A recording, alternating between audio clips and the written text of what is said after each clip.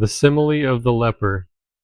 Excerpted from Magandiya Sutta to Magandiya, Majjhima Nikaya 75, translated by Tanisaro Bhikkhu. Magandiya. Suppose that there were a leper covered with sores and infections, devoured by worms, picking the scabs off the opening of his wounds with his nails, cauterizing his body over a pit of glowing embers. His friends, companions, and relatives would take him to a doctor. The doctor would concoct medicine for him, and thanks to the medicine, he would be cured of his leprosy, well and happy, free, master of himself, going wherever he liked. Then suppose two strong men, having seized hold of him by both arms, were to drag him to a pit of glowing embers. What do you think? Wouldn't he twist his body this way and that? Yes, Master Gotama. Why is that? The fire is painful to the touch, very hot and scorching. Now what do you think, Magandiya? Is the fire painful to the touch, very hot and scorching, only now? Or was it also that way before? Both now and before it is painful to the touch, very hot and scorching, Master Gotama.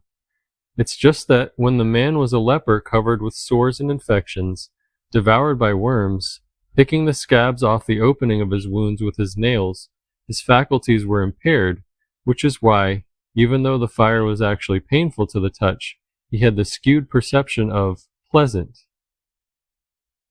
In the same way, Magandiya, sensual pleasures in the past were painful to the touch, very hot and scorching. Sensual pleasures in the future will be painful to the touch, very hot and scorching. Sensual pleasures at present are painful to the touch, very hot and scorching.